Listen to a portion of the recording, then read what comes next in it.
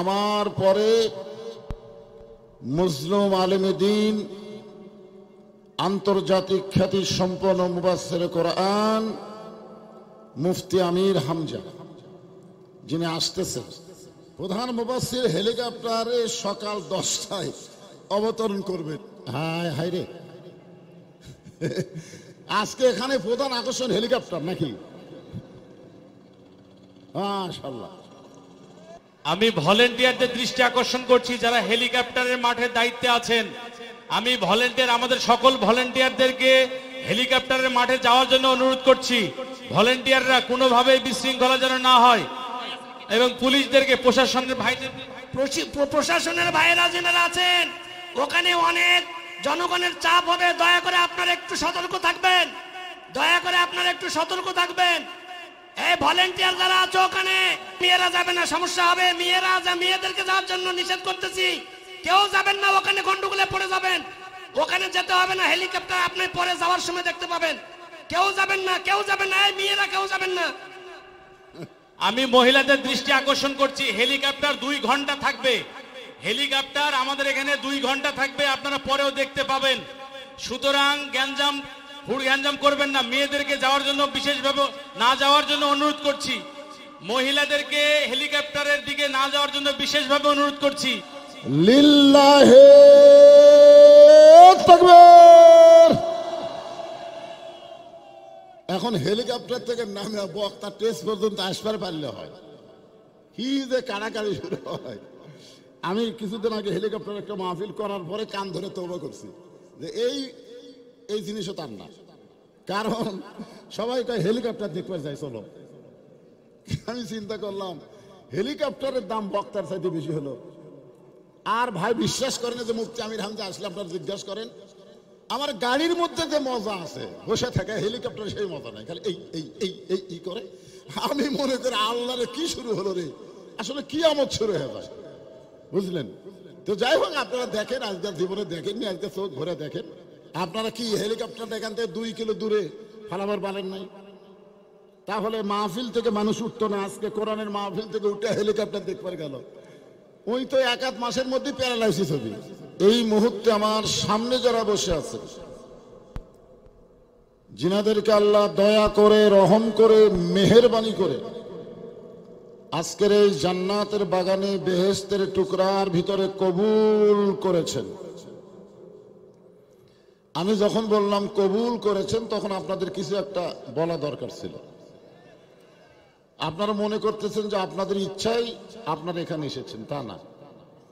আল্লাহ যদি না চাইতো এই ভালো জায়গায় আমরা আসতে পারতাম না।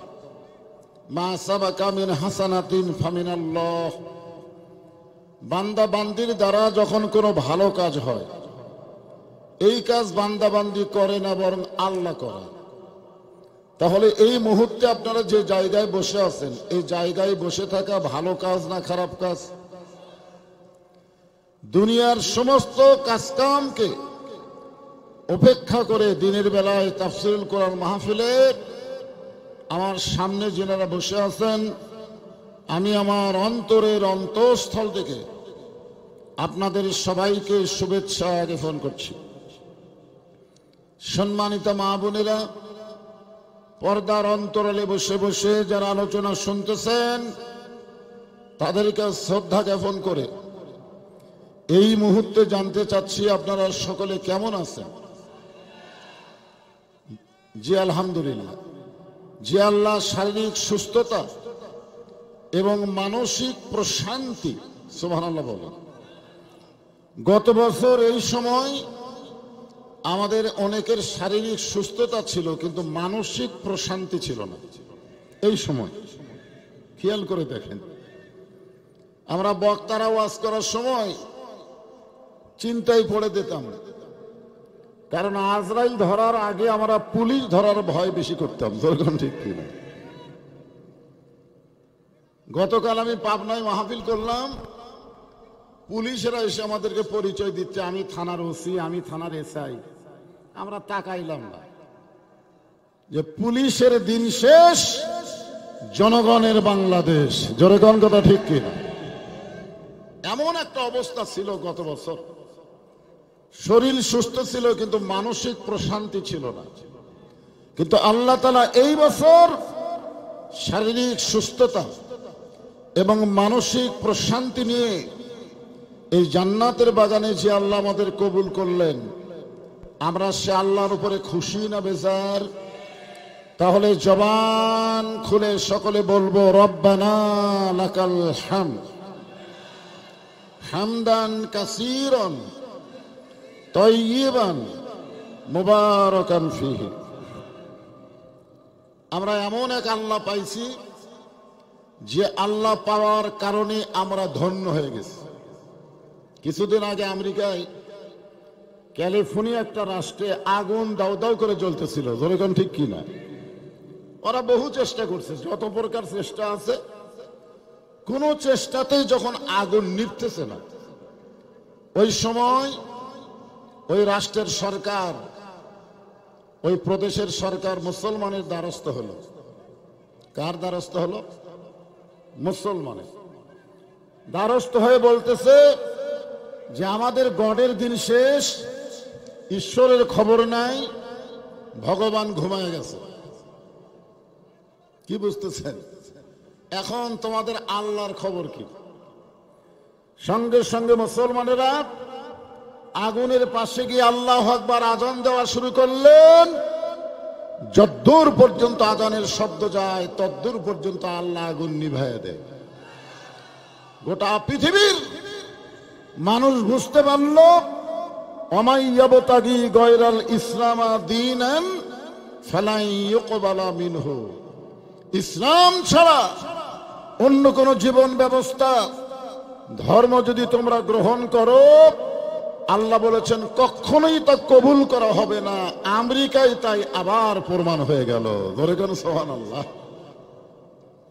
এই জন্য আল্লাহর দরবারে আমরা শুকর বেশি বেশি করব যে আল্লাহ আমাদেরকে দয়া করে রহম করে কোন বিজাতের ঘরে না পাঠায়া সরাসরি মুসলমানের ঘরে আল্লাহ আমাদের কবুল করেছেন। খুশি না বেজার? হ্যাঁ। ইন্নাদ দীনা ইনদাল্লাহিল ইসলাম। আমাদের কিছু কিছু নেতারা এই দিন সম্পর্কে মানুষের সামনে উল্টা পাল্টা ব্যাখ্যা করতেছে। আমরা নাকি কিছু বক্তারা এখন ধর্ম নিয়ে ব্যবসা করতেছি। ওনারা দলিল স্বরূপ বলে লা ইকরাহা ফিদ্দীন, ধর্মের মধ্যে কোনো বাড়াবাড়ি নাই। ধর্মের মধ্যে কি নাই? বাড়াবাড়ি নাই। বাড়াবাড়ি কি আমরা করছি না আল্লাহ করছে? কথা বলেন। আল্লাহ বলে দিচ্ছেন ইন্নাদ দীনা ইনদাল্লাহিল ইসলাম। জীবন ব্যবস্থার মধ্যে আল্লাহর কাছে একমাত্র মনোনীত পছন্দনীয় জীবন ব্যবস্থার নাম কি? জোরে বলেন। তাহলে বাড়াবাড়ি আমরা করলাম। এখন হয়তো আপনি দলিল দিবেন লাকুম দীনুকুম ওয়ালিয়া দীন, যার ধর্ম তার কাছে। আবার কেউ কেউ বলবেন ধর্ম যার যার, উৎসব সবার। এরকম ভুল ভাল ব্যাখ্যা দিয়ে তো কাম হবে না। যেরকম ঠিক কিনা? আপনাদেরকে আমি 4টা আয়াত শোনাবো। দেখেন, আল্লাহ বললেন লা ইকরাহা ফিদ্দীন, ধর্মের মধ্যে বাড়াবাড়ি নাই। আপনারা বলেন তো এই আয়াতের মধ্যে ইসলাম আছে? খেয়াল করে দেখেন, ইসলাম আছে? নাই। লাকুম দীনুকুম ওয়ালিয়া দীন, আপনারা বলেন তো এই আয়াতের মধ্যে ইসলাম আছে? আছে? নাই। আল্লাহ বললেন ইন্নাদ দীনা ইনদাল্লাহিল ইসলাম। এখন বলেন তো এই আয়াতের মধ্যে ইসলাম আছে না নাই? এরপর আল্লাহ বললেন ওমাইয়াবতাগি গয়রাল ইসলামা দীনান, আপনারা বলেন তো এই আয়াতের মধ্যে ইসলাম আছে না নাই?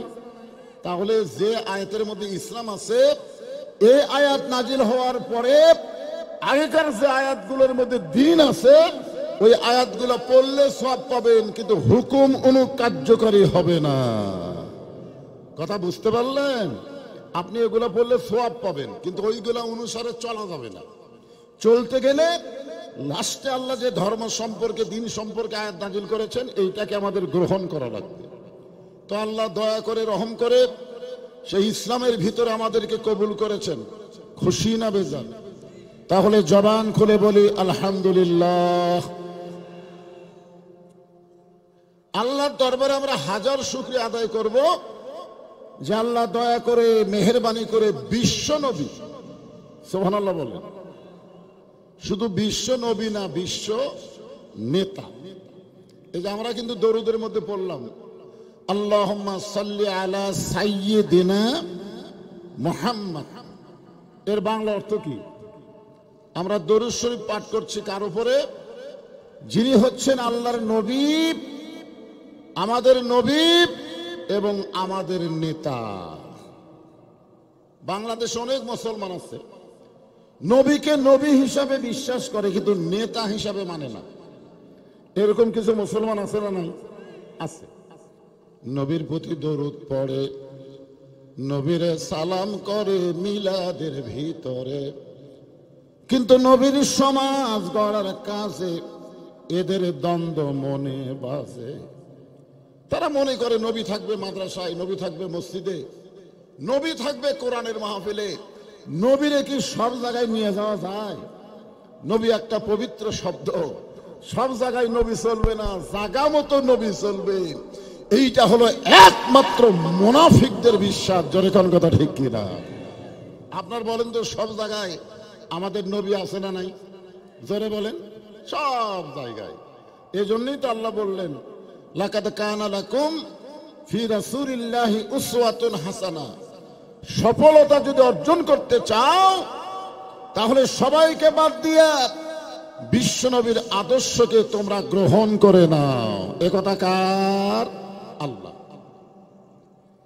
হোসাইন রাদিয়াল্লাহু বসে আছেন, নবীর নাতি। হোসাইনের নাম শোনেননি? হোসাইন। এমন সময় ইয়াজিদের কিছু লোক এসে হোসেন রাদিয়াল্লাহকে বলতেছে যে খামাখা গন্ডগোল করে লাভ কি? ইয়াজিদের কিছু লোক হোসেন রাদিয়াল্লাহর কাছে এসে বলতেছে খামাখা গন্ডগোল করে লাভ কি? আপনার বলেন তো হোসেন কি গন্ডগোল করবে? যেরকম করবে। কিন্তু ইয়াজিদের লোকেরা কেন বলতেছে? কারণ আমরা বাংলাদেশের যখন মানুষের তৈরি আইনকে বাদ দিয়া আল্লাহর কোরআন অনুযায়ী চলতে চায়, তখন একদল ইয়াজিদের দোসর বলে এরা গন্ডগোল করতে চায়। জোরে কোন কথা ঠিক কি না? আপনার বলেন তো কোরআনে জিহাদের আয়াতগুলো কি গন্ডগোলের আয়াত? জোরে কোন গন্ডগোলের আয়াত? সর্বপ্রথম গন্ডগোল কে কইছে? নবীর পিছনে সামনে কাতারের একজন মুসল্লি, আল্লাহ নবী ইমাম, আর সামনে কাতারের একজন মুসল্লি, টুপি আছে, পাগড়ি আছে, দাড়ি আছে, জুব্বা আছে। আল্লাহ নবীর উপরে যখন আল্লাহ নাজিল করলেন, ইয়া আইয়ুহান নাবিয়্যু হাজ্জিল মুমিনিনা আলাল কিতাল, ওগো নবী, যারা আপনার পিছনে জামাতবদ্ধভাবে নামাজ পড়ে তাদেরকে সৈন্য হিসাবে গড়ে তোলেন। যে কোনো সময় মক্কার কাফেরেরা মদিনা আক্রমণ করতে পারে, যে কোনো সময় ভারত বাংলাদেশকে আক্রমণ করতে পারে। জোরে কোন কথা ঠিক কি না? যে কোনো সময় মক্কার কাফেরেরা মদিনাকে আক্রমণ করতে পারে। তো মদিনা যখন আক্রমণ করবে, দোয়া দিয়ে দরুদ দিয়ে আপনি মদিনা রক্ষা করতে পারবেন না। মদিনা রক্ষা করতে গেলে তাদের বিরুদ্ধে কেতাল, কেতাল মানে সরাসরি অস্ত্র ধরে যুদ্ধ ঘোষণা করা লাগবে। এ কথা কার? আরো জোরে বলেন। এই টুপিওয়ালা, জুব্বাওয়ালা, পাগড়িওয়ালা আল্লাহ নবীর কাছে গিয়ে বলতেছি, ইয়া রাসূলুল্লাহ, এটা না গন্ডগোলের আয়াত। আপনারা বলেন তো গন্ডগোলের আয়াত? আল্লাহ নবী চমকে গেলেন যে আমার পিছনে সামনে কাতারে নামাজ পড়ে আর এই বেটা যদি কয় এটা গন্ডগোলের আয়াত, তাহলে ই কে? ই তো টুপিওয়ালা, জুব্বাওয়ালা, দাড়িওয়ালা ঠিকই দেখা যায়, কিন্তু আসলে কে চেনা দরকার আছে না? হ্যাঁ, আমাদের বাংলাদেশে মুসলমান নামধারী আমরা তাদের চিনি না, তাদের ব্যবহারে আমরা বুঝবার পারি। জোরে কোন কথা ঠিক কিনা? বোঝা যায় না ভাইয়া?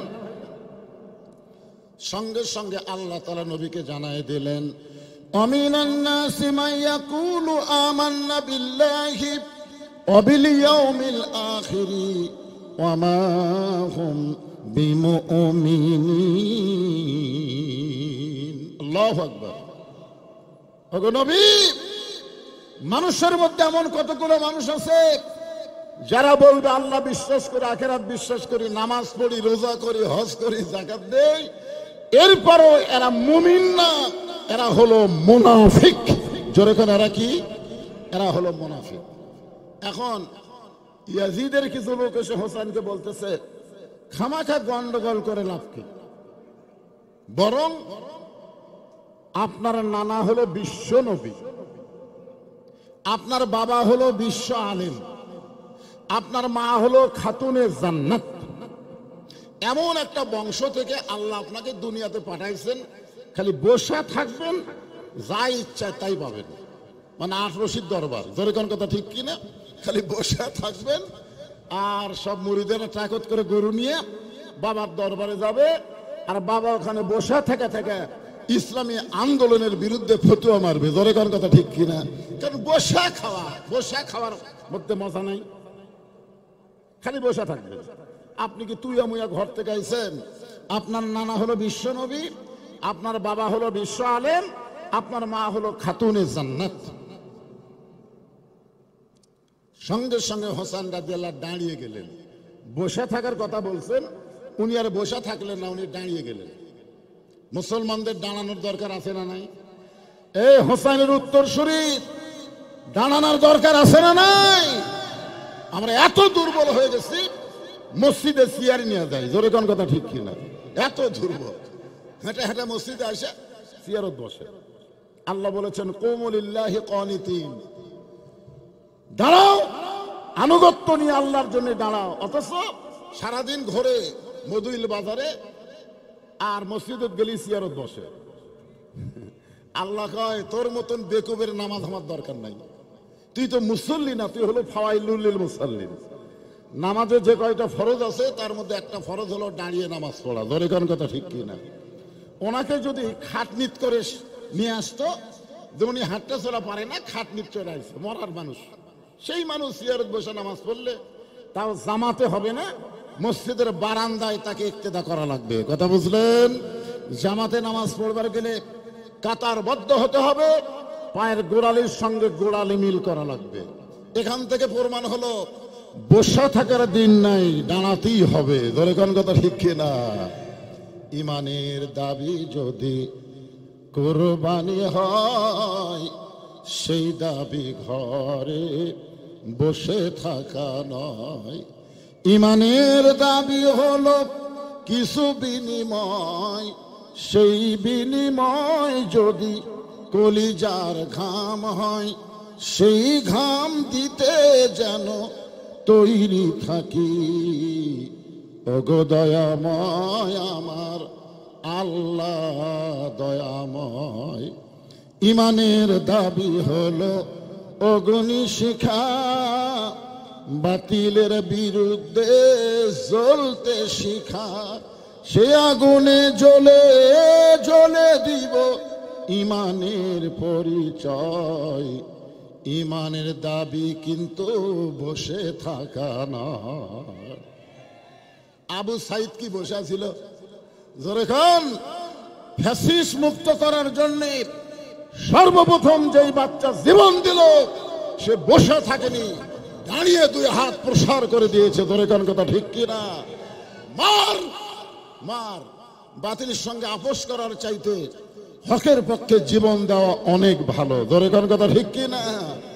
বাতিলের সঙ্গে আপোষ করে বসে আছেন, কয় হুজুর আমার কোনো টেনশন নাই, আমি সারাদিন ঘুরি, সারা রাত ঘুম পারি, আমার কোনোই টেনশন নেই। কিন্তু আপনার এত টেনশন কেন? আমার বাড়িতে তো পুলিশ কোনোদিন আসে না, আর মাঝে মধ্যে আপনার দরজা পুলিশ ঘরে, কারণ কি?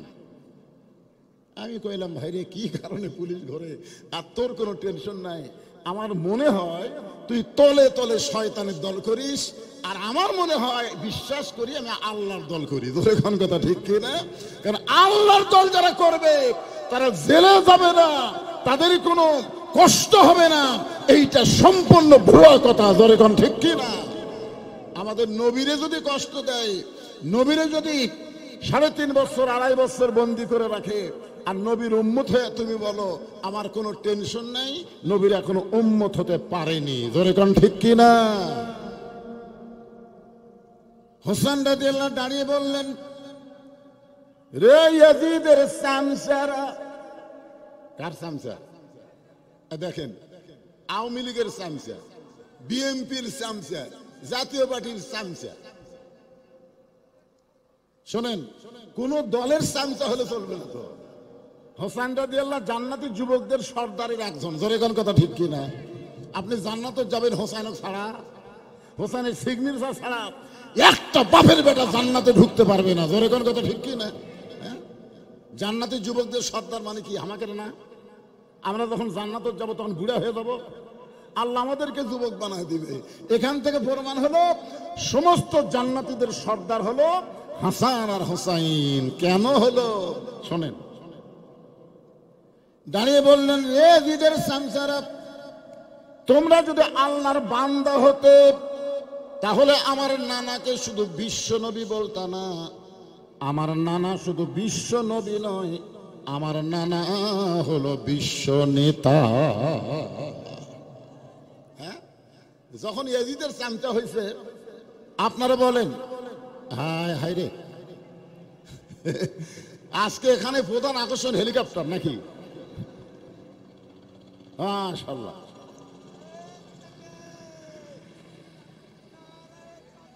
কোরআনের মাহফিল ছেড়ে হেলিকপ্টার দেখতে পাবেন না। যারা দেখতেছে ওখানে দেখুক।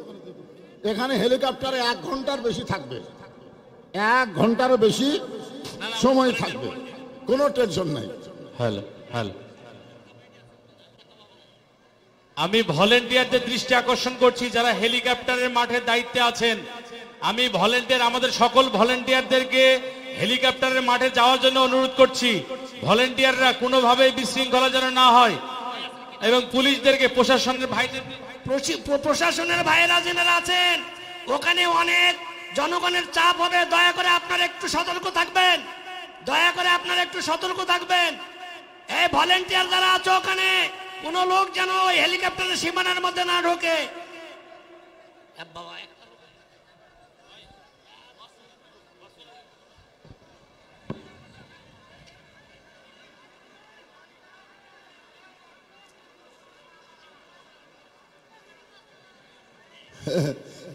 এটা কি মদুইল বাজার?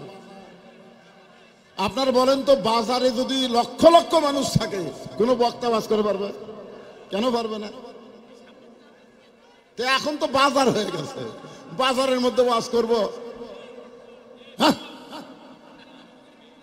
আজকের আমলনামা তন্ন তন্ন করে আল্লাহ খুঁজবে যে তোমরা হেলিকপ্টারের আকর্ষণ না কোরআনের আকর্ষণ না বক্তার আকর্ষণ। আল্লাহ সব তন্ন তন্ন করে দেখবে। জোরে কোন ঠিক কি না? আল্লাহ বলেছেন লিয়াবলুয়াকুম আইয়ুকুম আহসানু আমালা, তোমাদের সুন্দর আমলের পরীক্ষা হবে। আজকের সুন্দর আমল জান্নাতের বাগানে বসা না হেলিকপ্টার তাকায় দেখা, অবশ্যই পরীক্ষা হবে। জোরে কোন কথা ঠিক কি না? মেয়েরা যাবে না, সমস্যা হবে। মেয়েদেরকে যাওয়ার জন্য নিষেধ করতেছি। কেউ যাবেন না, ওখানে গন্ডগোলে পড়ে যাবেন। ওখানে যেতে হবে না, হেলিকপ্টার আপনি পরে যাওয়ার সময় দেখতে পাবেন। কেউ যাবেন না, কেউ যাবেন না, এই মেয়েরা কেউ যাবেন না। আমি মহিলাদের দৃষ্টি আকর্ষণ করছি, হেলিকপ্টার 2 ঘন্টা থাকবে। হেলিকপ্টার আমাদের এখানে 2 ঘন্টা থাকবে, আপনারা পরেও দেখতে পাবেন। সুতরাং গ্যাঞ্জাম করবেন না। মেয়েদেরকে যাওয়ার জন্য বিশেষভাবে না যাওয়ার জন্য অনুরোধ করছি। মহিলাদেরকে হেলিকপ্টারের দিকে না যাওয়ার জন্য বিশেষভাবে অনুরোধ করছি।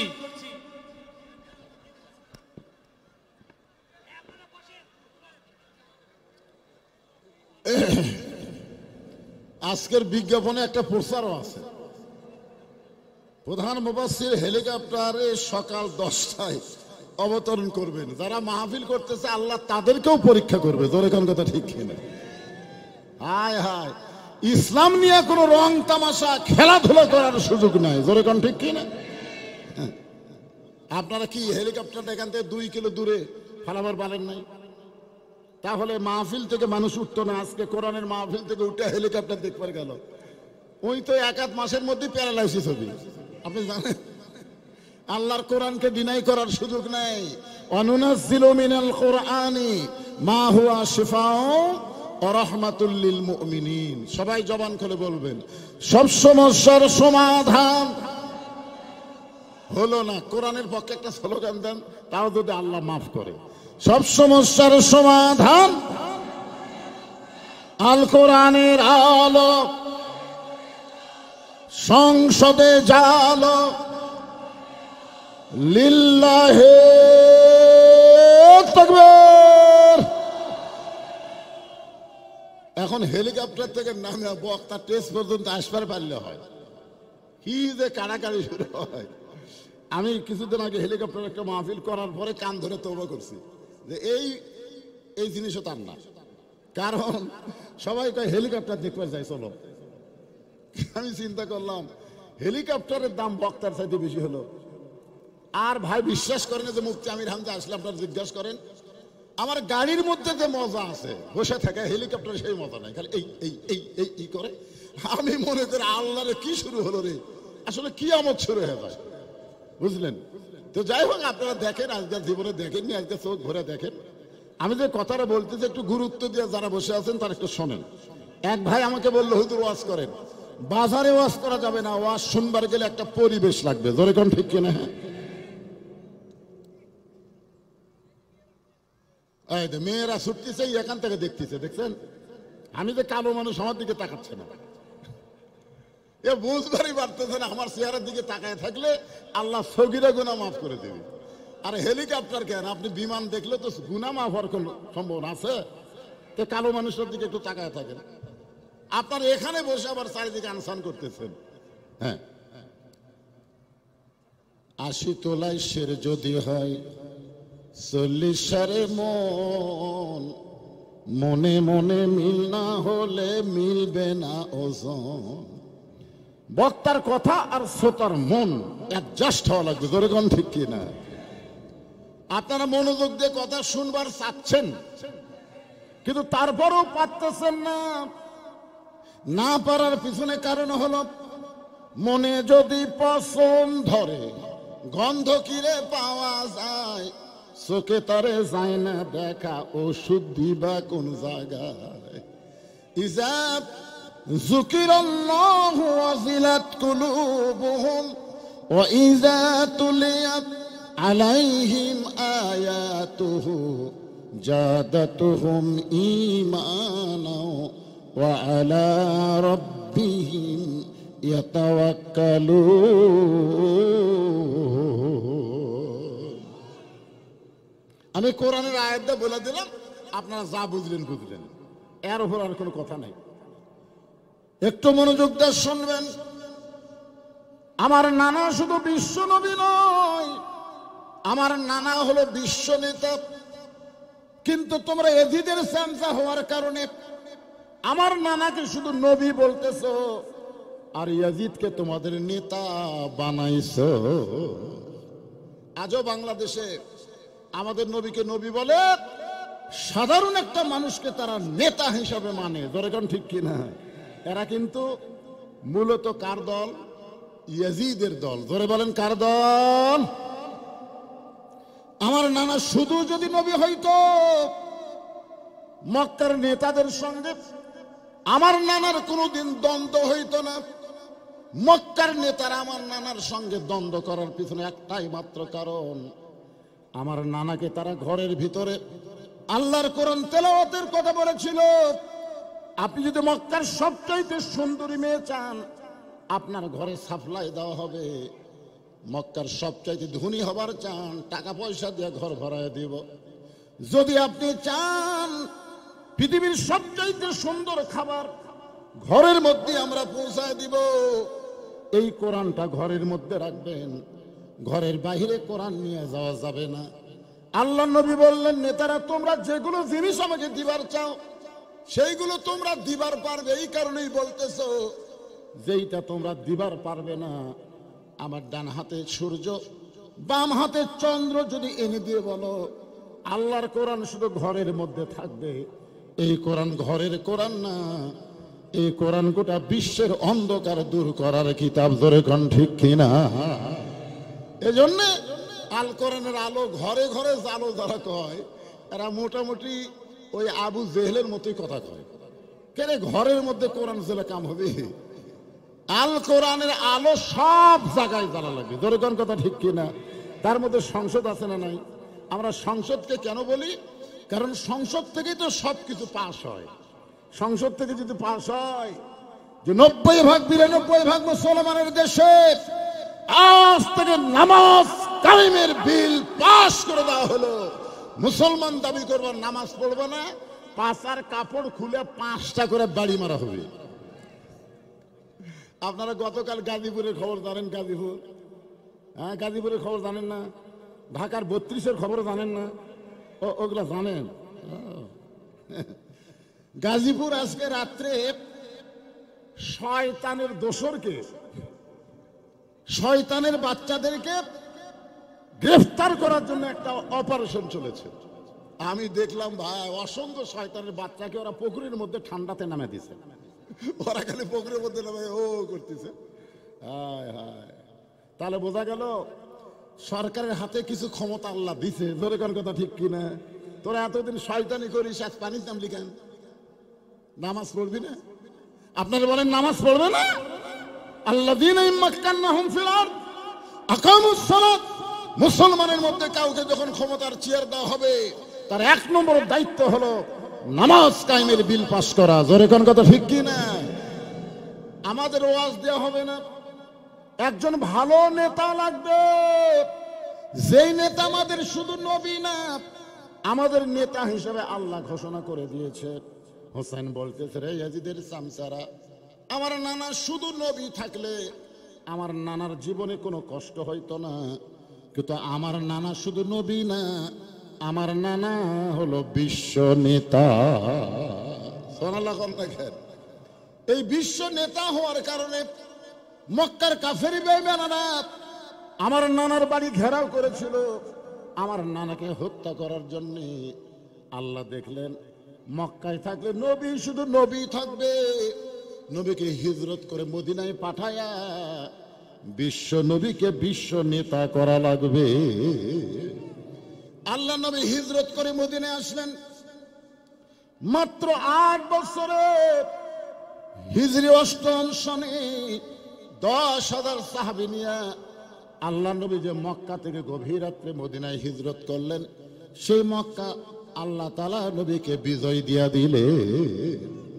এখন আপনারা বলেন তো, 13 বছর মক্কায় কলেমার দাওয়াত দিলেন নবী হিসাবে, কিন্তু ইসলামের বিজয় নাই। কিন্তু হিজরত করার পরে আমাদের নবী শুধু নবী ছিলেন না, আমাদের নেতা নবী নেতা হলেন, এমনকি মদিনার রাষ্ট্রপতি হয়ে গেলেন। 10,000 মুজাহিদ নিয়ে মক্কায় আসলেন। বিনা যুদ্ধে আল্লাহ মক্কা মুসলমানকে বিজয় দিয়া দিল।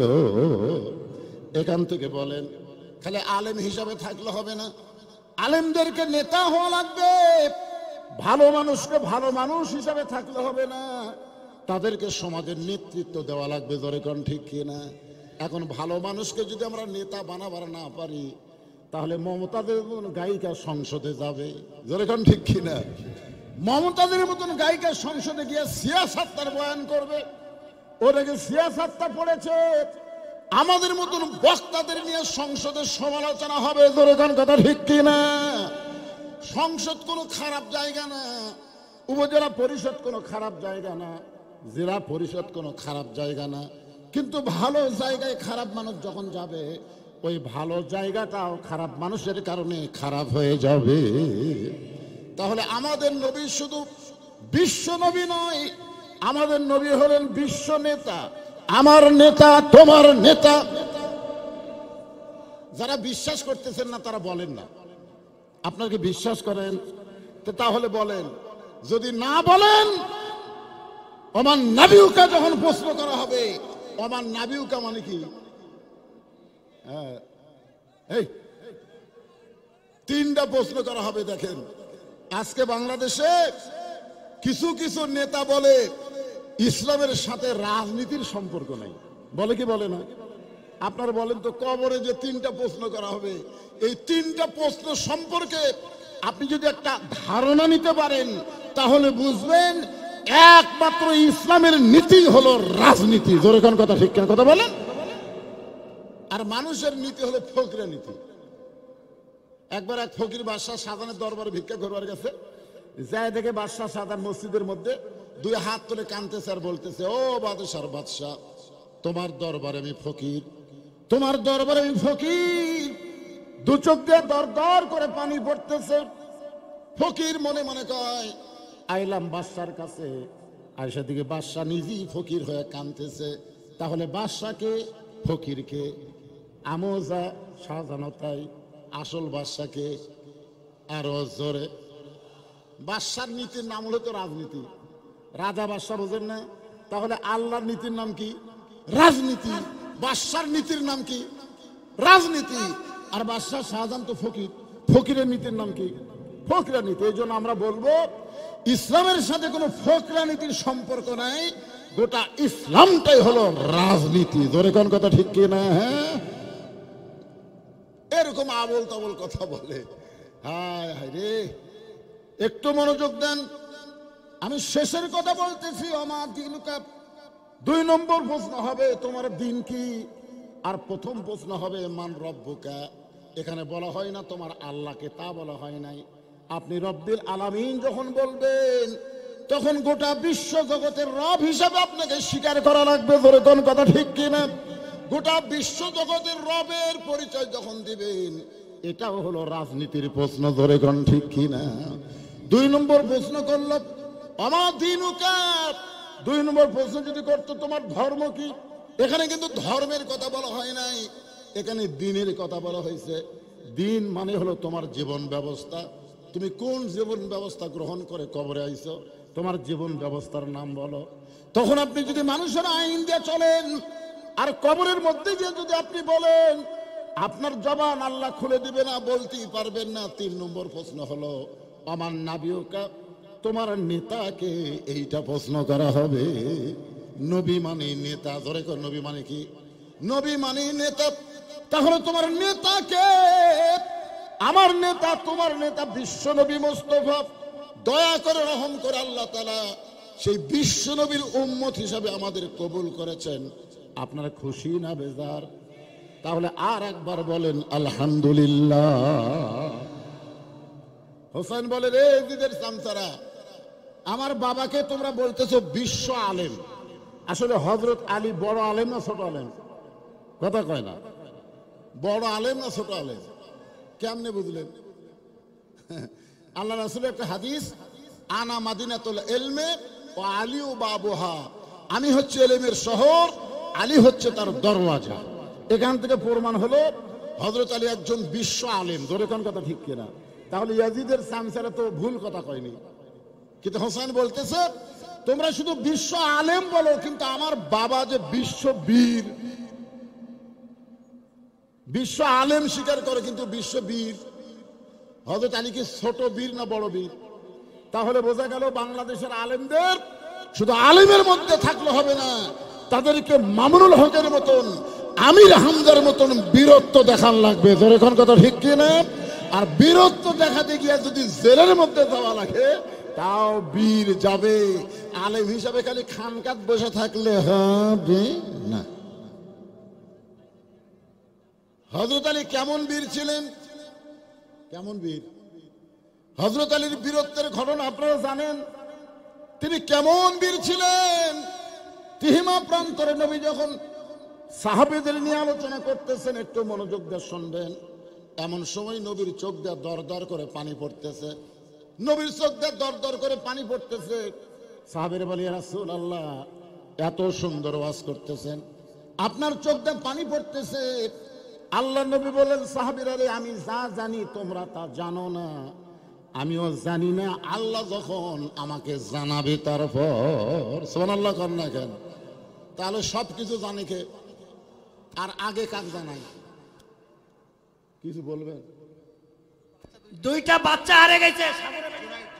জুনাইদ, দেবীপুরের জুনাইদ স্টেজে আছে, নিয়ে যাবেন। দেবীপুরের জুনাইদ, ছোট্ট বাচ্চা। রাব্বি বাড়ি সাগর, রাব্বি বাড়ি সাগর, এই 2টা ছোট্ট বাচ্চা স্টেজে আছে, এখান থেকে নিয়ে যাবেন। আসলে বাপ মায়ের কাছে দেখবেন মেয়ে মানুষ সন্ধ্যার সময় কিন্তু মুরগি খোঁজে, খোঁজে না? সন্ধ্যার সময় দেখবেন মুরগি ঘোড়ার ঠিক মতো উঠলো কিনা লাইট দিয়ে খোঁজে, খুঁজে খুঁজে দেখে যে একটা মোরগ নাই।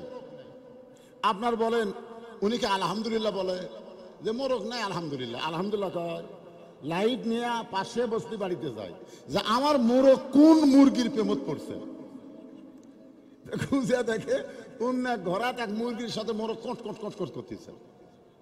মোরগ খপ করে ধরে, এই আমার ঘোড়াত কি মুরগি নাই? এই কথা বলার উদ্দেশ্য হলো একটা মেয়ে মানুষ মুরগি খোঁজে, হাঁস খোঁজে, সন্ধ্যায় উঠলো কিনা। একটা বাবা পুরুষ মানুষ সন্ধ্যার সময় দেখে গরু ছাগল গোয়াল ঘরে উঠলো কিনা, আর এত বড় বাচ্চারা হারায় গেল কেমনে?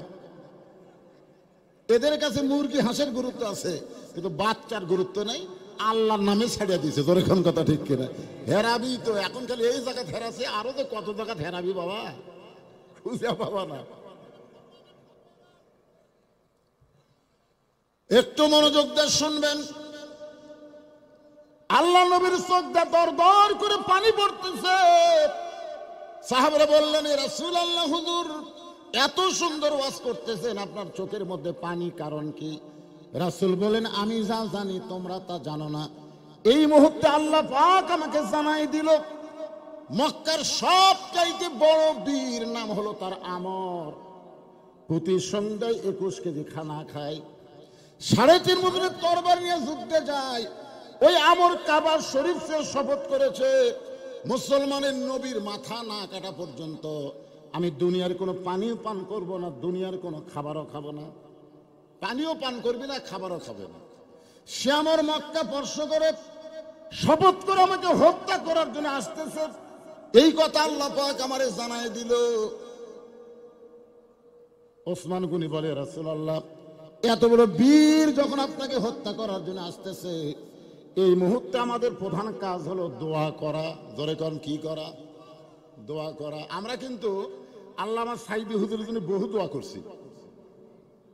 এমন কোনো মাহফিল নাই, আমি আমার ওয়াজের ক্যাসেট শুনে দেখবেন আল্লামা সাইদি হুজুরের নামে আগে দোয়া করছি, তারপর মামুনুল হক, তারপর আমির হামজা, এদের নামে কিন্তু আমরা বহু দোয়া করছি। জোরে কোন কথা ঠিক কি না? কিন্তু কাম হয়নি বারে। আহা, তো আল্লাহ নবী ওসমান গনির কথাকে সমর্থন করে দোয়া করতে যাচ্ছেন যে আল্লাহ যেন আমরের হাতটাও অবশ করে দেয়।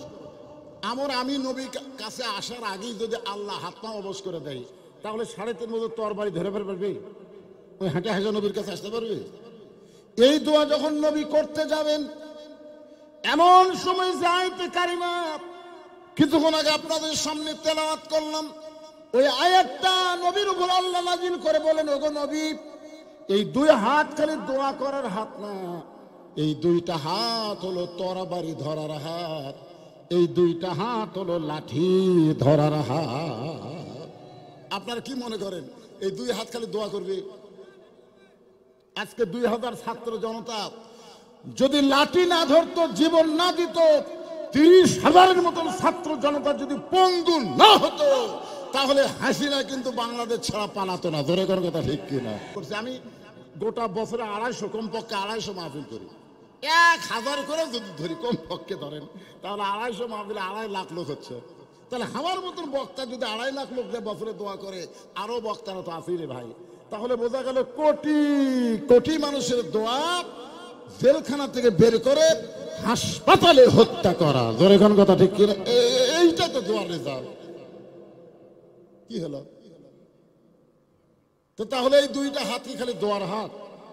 এই 2টা হাত কিন্তু জায়গা মতো সিল দেওয়ার হাত। জোরে কোন কথা ঠিক কিনা? কোন জায়গাত মারবেন আপনারাই ভালো জানেন। আমি মারার কথা বলতেছি না, কিন্তু 2 হাত দিয়ে ছিল মারা যায়, যায় কি যায় না?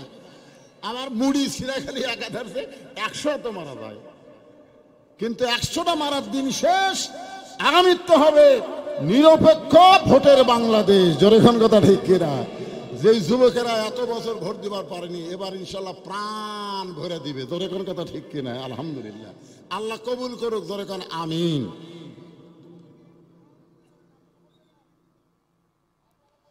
হ্যাঁ, অসুবিধা নেই, ওটা সতর্ক করার মাইক।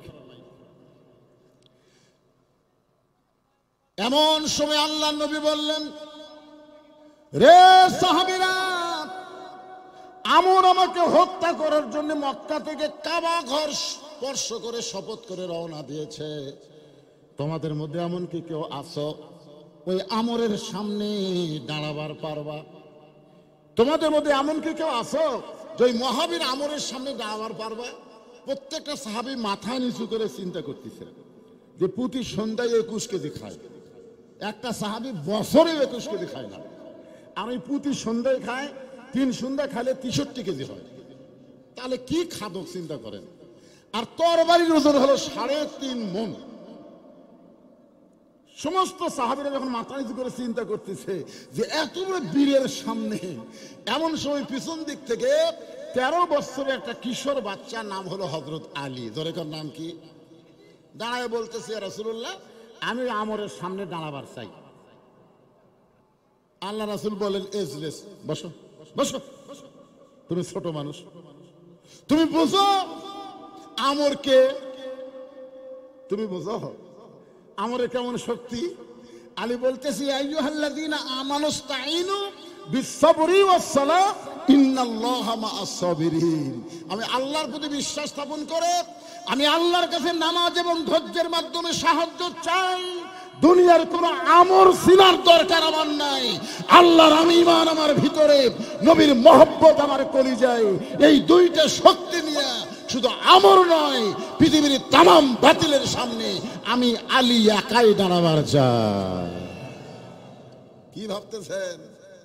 ভারতের মালওয়ানের বাচ্চারা আমাকে হুমকি দেয়, আর এই শালারা জানি না আমরা কার জাত, খালি ঢুকে দেখ, খালি ঢুকে দেখ রে পাগলারা। একটা চ্যানেল আছে, অন্য ময়ূরক্ষী না কি রক্ষী, সারা পাগলা খালি দৌড়াদৌড়ি করে আর কয় বাংলাদেশ তো নাই, বাংলাদেশ তো নাই, কি আছে? ভারত কিন্তু যতই আবল তাবল করুক, আমরা কিন্তু এমন একজন মানুষকে বসা দিছি ভাই, যাকে মাছে গিলবে হজম করবার পারিনি। জোরে কর কথা, ঠিক কিনা? মাছে গিলেও হজম করতে পারিনি। বারে ভারত জানে ইউনুস যতক্ষণ থাকবে তখন বাংলাদেশের একটা পশমেরও ক্ষতি করা যাবে না। জোরে কর কথা, ঠিক না? ওই কিন্তু জানে, কিন্তু মাতাল হচ্ছে যে মদ খাচ্ছে। মদ খালে মানুষ কি কয়, আমি ডিসি, আমি এসপি, সারা পেশাব খাট পড়ে থাকে, কয় আমি ডিসি, আমি এসপি, কেন পড়ে আছো কোন জায়গায়?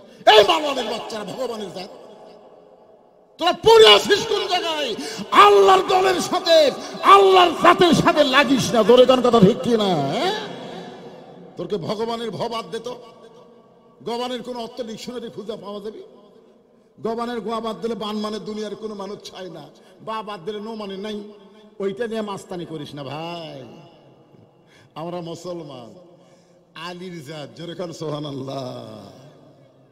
আল্লাহর ঈমান আমার ভিতরে, নবীর প্রেম আমার কলিজায়, এই দুইটা শক্তি নিয়ে শুধু আমর নয়, পৃথিবীর তামাম বাতিলের সামনে আলী দাঁড়াবার চায়।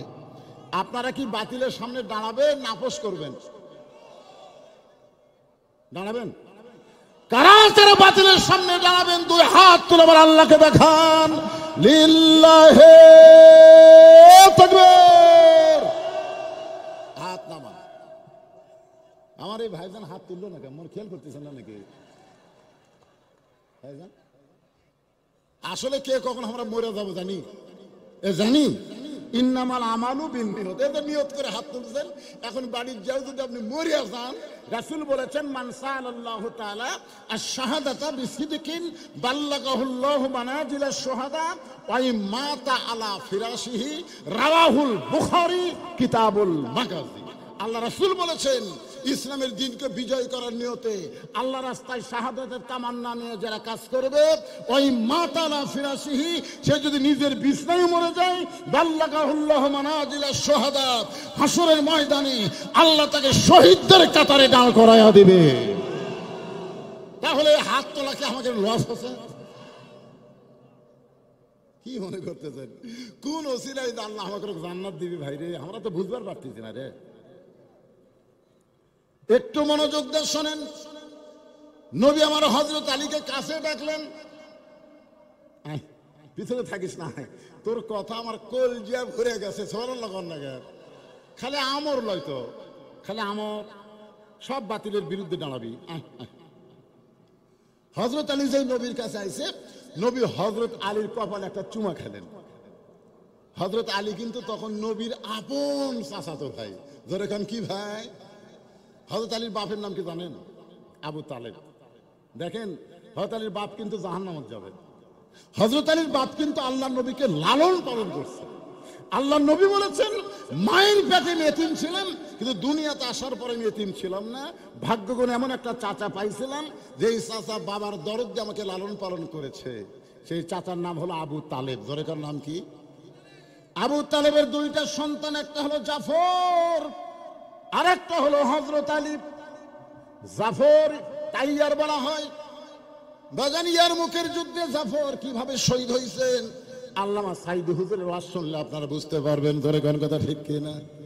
আর একটা হযরত আলী, রাসূল কবলে চুমাতে বলেন, আলী রে, তোমার মতন ছোট্ট একটা মানুষকে অত বড় বীরের সামনে যদি আমি যাওয়ার হুকুম দিই, তো তাহলে মক্কার মানুষেরা বলবে আব্দুল্লাহর বেটা ভয়ে ছোট্ট একটা বাচ্চাকে এত বড় বীরের সামনে পাঠিয়ে দিল। বলো তো আলী, এরা কেমন দেখায়?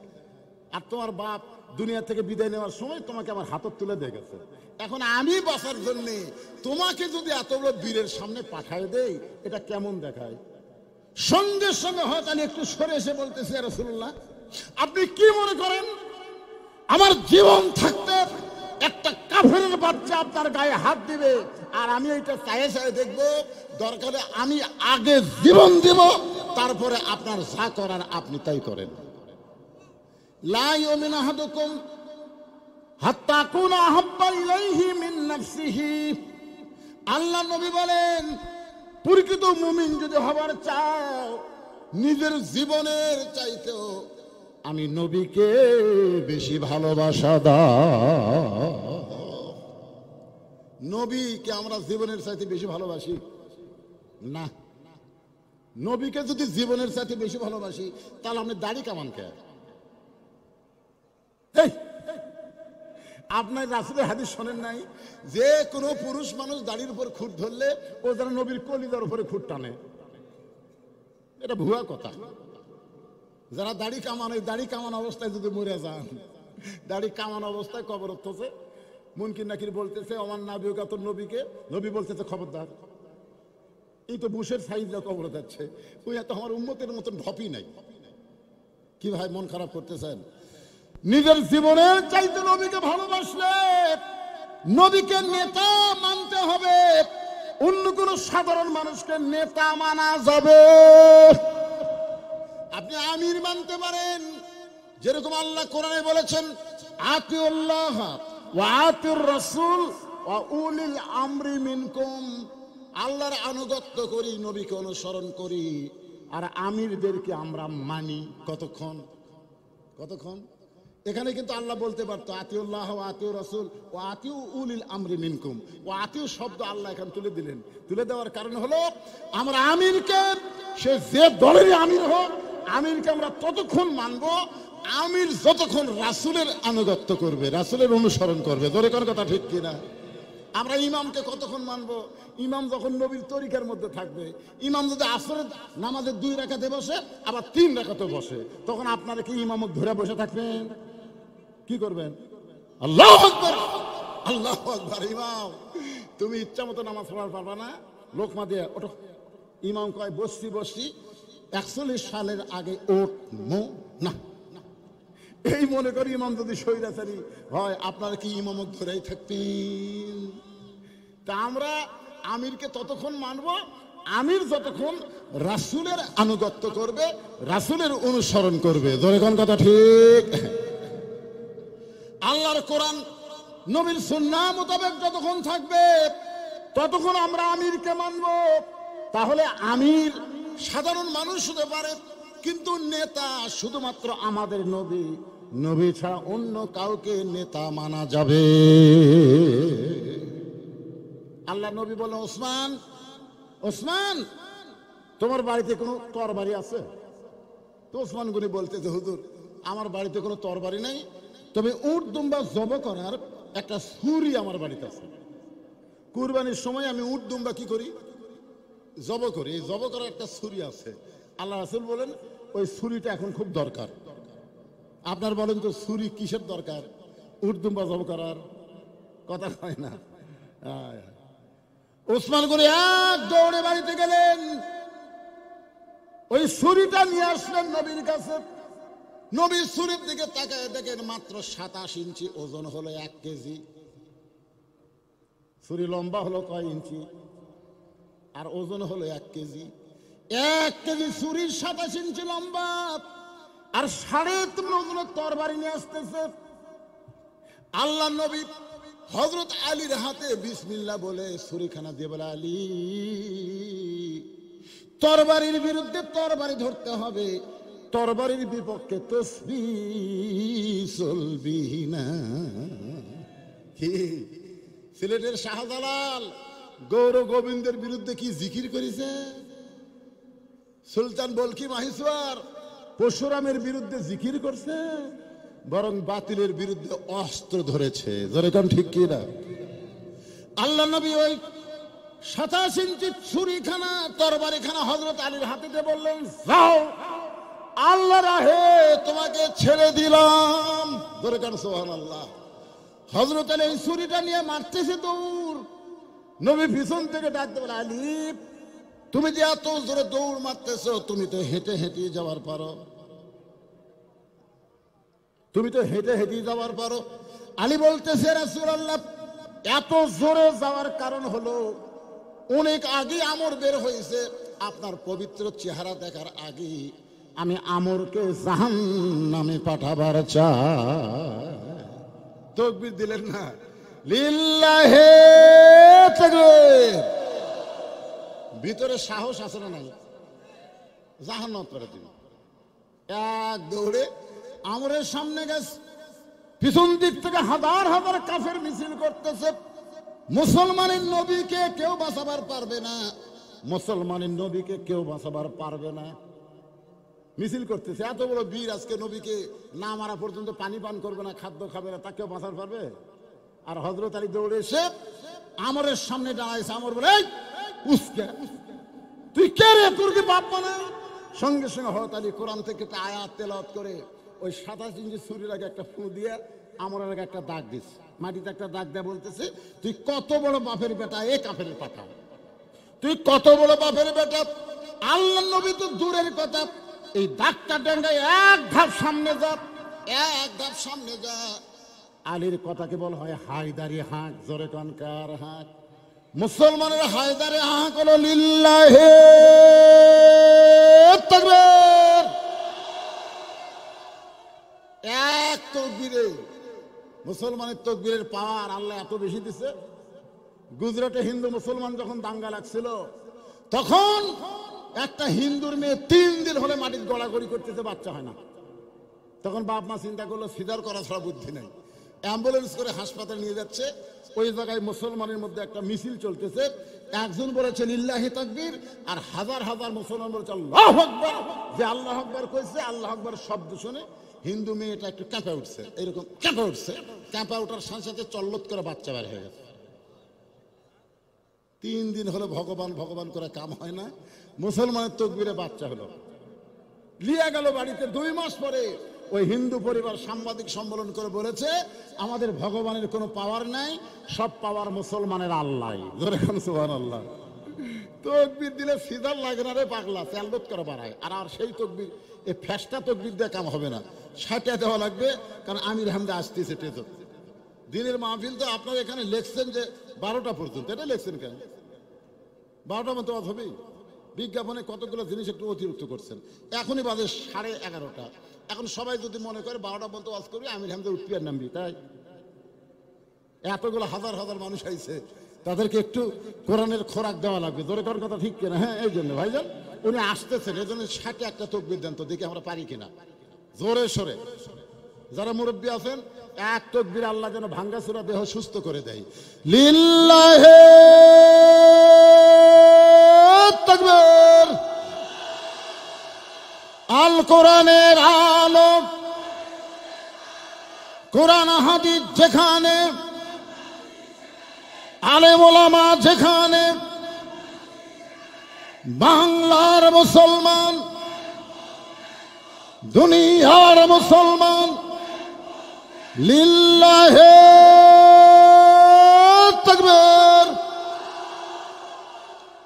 এমন একটা হায়দারি হাঁক, তুই কত বড় বাপের বেটা রে কাফের পাটা। আল্লাহ নবী তো হত্যা করা দূরের কথা, এই দাগটা ডেঙ্গায় তুই এক ধাপ সামনে যা, এক ধাপ। আপনারা বলেন তো, কথার মধ্যে শক্তি নাই? আমার খালি পাও তোল, খালি এই দাগটা ডেঙ্গা পাও মা, ওর গোটা দেহ থরথর করে কাঁপতেছে, বুঝলেন? আসলে তো শয়তানের সাথে তো আল্লাহ নেই, আছে। আর আমাকে সাথে কে আছে? আমরা যে কথা বলতেছি একলা বলতেছি, তাই আল্লাহর পাওয়ারই তো বলতেছি। যা খালি পাও দাবা মা, আমরের গোটা দেহ থরথর করে কাঁপতেছে। সমস্ত কাফেররা বলে মারেন মারেন মারেন। এই ছোট বাচ্চা আপনার কি বললো, আর আপনি বীর হয়ে ব্রেক করলেন, মারেন। সবাই যখন মারতে বলে, এমন সময় আমার ঘাট থেকে 3.5 গজ তরবারি আলীকে লক্ষ্য করে যখন মারতেছে, ইয়ানজুরু বিনুরিল্লাহ, হযরত তাকায় দেখে ওই তরবারি আর তরবারি নাই, আল্লাহ তাআলা কাঠের তক্তা বানায়া দিছে। না সবার চোখে না, সবার চোখে না।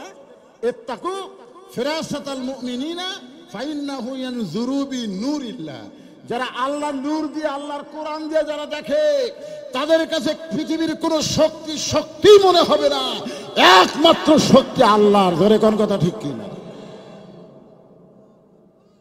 তাহলে চিন্তা করে দেখেন তরবারি কি হয়ে গেছে, কথা কয় না, তক্তা রে তক্তা। এখন আপনারা বলেন, ওর হাতের তো 27 ইঞ্চি একটা কি আছে, আর সামনে কি তক্তা। বারবার নমরুদ কা, ইব্রাহিম যে আগুন দাউ দাউ করে জ্বলতেছে, তোমার বাবার রশি ধরে টানতেছে, টান মারবে, আগুনের মধ্যে পুড়ে স্থায়ী হয়ে যাবে। আল্লাহ কা, ইব্রাহিম একবার তাকাও তো।